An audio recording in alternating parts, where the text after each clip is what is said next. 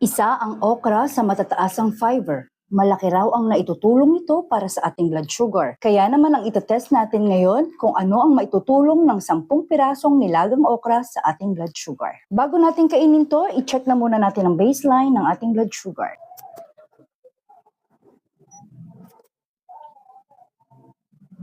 108 as of 9:40 a.m. Kakainin lang muna natin tong 10 nilagang okra at babalik tayo after 1 hour para makita kung ano ang silbi ng okra sa ating blood sugar.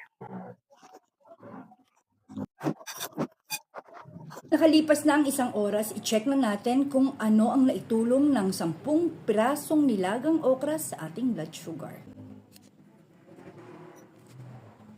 Wow, 87 as of 10:44 a.m. Diba?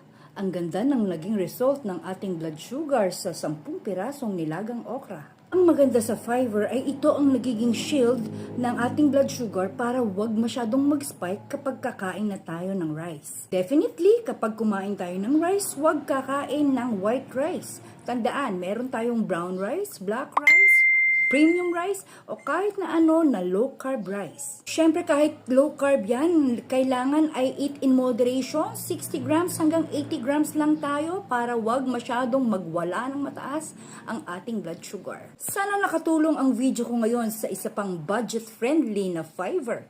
That will be all for my today's journey and see you all tomorrow for my tomorrow's journey. Bye!